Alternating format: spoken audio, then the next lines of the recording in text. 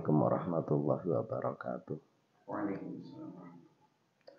Dalam hal ini saya akan sedikit mengulas tentang keluarga sakinah yang sering kita angkat atau kita cita-citakan. Yaitu ada suatu lafaz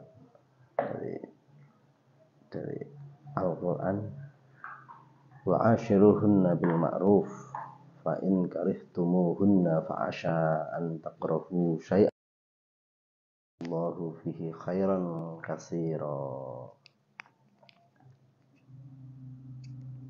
Dan pergaulilah mereka secara patut. Mereka itu adalah istri tentunya, itu wanita.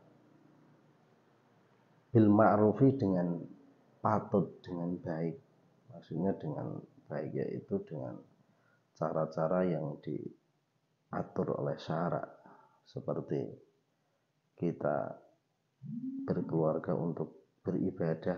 Tentunya seorang istri adalah penyempurna kita dalam beribadah. Karena dalam suatu makalah hadis kalau nggak salah, di situ dikatakan bahwa ketika seorang telah berkeluarga maka pahala ibadahnya akan sempurna.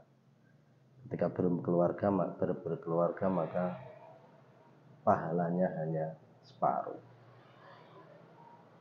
Maka dalam pergaulan yang baik tentunya di situ sesuai dengan tuntunan.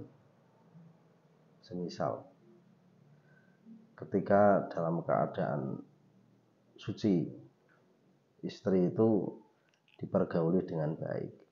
Dan ketika dalam keadaan haid atau dalam keadaan tidak suci, dia harus dalam syarak itu tidak seperti zaman jahiliyah. Kalau seorang zaman jahiliyah itu, seorang dalam keadaan haid itu nanti diasingkan, disingkirkan dari rumah tersebut, diusir. Tapi dalam Islam itu diatur bahwa orang-orang yang dalam keadaan haid itu biasa. Maksudnya sesuai dengan syarat, tetap di dalam rumah, tidak diasingkan. Tapi setelah dia suci nanti, setelah mandi, dia bisa seperti biasa.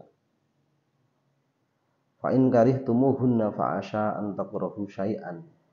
Kemudian dalam lafaz setelahnya adalah, kemudian bila kamu tidak menyukai suatu sisi, mungkin ada dari istri kita atau perempuan yang kita nikahi itu ada satu sisi yang tidak kita sukai, maka bersabarlah. Dengan pengertian, kadang tidak semua yang terdapat pada wanita yang kita nikahi itu semuanya itu sempurna seperti yang kita inginkan. Ada beberapa sisi atau salah satu sisi itu seringkali tidak kita sukai. Contoh, ketika istri tersebut itu kadang terlalu cerewet atau banyak kata yang kurang berkenan, maka kita harus bersabar. Tidak serta-merta kita harus itu suatu kesalahan dari istri, tapi hanya suatu sisi yang tidak kita sukai saja. Padahal bukan berarti satu sisi itu suatu yang jelek atau suatu yang tercela. Kadang suatu sisi itu justru menjadi penyempurna atau menjadi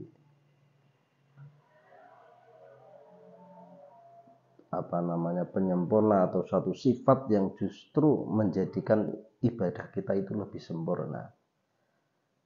Karena satu sisi lain ternyata seorang istri itu banyak menjalankan sesuatu yang menjadi kewajiban kita sebagai suami justru dilakukan oleh istri. Contoh, kadang suami itu berkewajiban menafkahi istri. Tapi terkadang rizki itu justru oleh Allah dilewatkan lewat istri kita. Karena bakatnya mungkin istri seorang pedagang atau istri seorang petani. Itu justru rizkinya itu dilewatkan dia.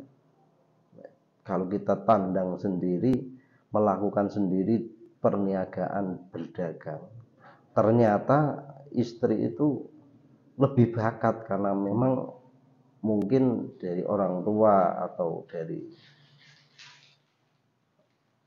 lingkungannya itu tumbuh tadinya itu di perdagangan, sehingga justru istri itu ketika berdagang itu lebih laris dan membuat bahan yang didagang itu lebih terampil daripada si suami sendiri. Nah, itu seringkali memang rizki itu justru dilewatkan lewat tangan istri, walaupun memberi nafkah itu adalah kewajiban dari sang suami. Sehingga maksud daripada ayat berikutnya yaitu yang maknanya, padahal Allah menjadikan padanya kebaikan yang banyak, itu salah satunya. Jadi kadang rizki yang nafkah yang menjadi kewajiban suami, ternyata rizkinya malah dilewatkan lewat tangan istri. Sehingga dalam hal ini ayat tersebut yang jelas menjelaskan bahwa yang namanya pernikahan itu adalah menyempurnakan ibadah kita kepada Allah, sehingga ibadah yang tadinya hanya separuh dengan adanya pernikahan menjadi lengkap, sepenuhnya diberikan pahalanya kepada kita karena adanya suatu pernikahan itu. Sehingga dalam pergaulan, dalam berkeluarga kita harus saling pengertian. Mungkin itu saja yang bisa saya sampaikan, kurang lebihnya mohon maaf. Wassalamualaikum warahmatullahi wabarakatuh.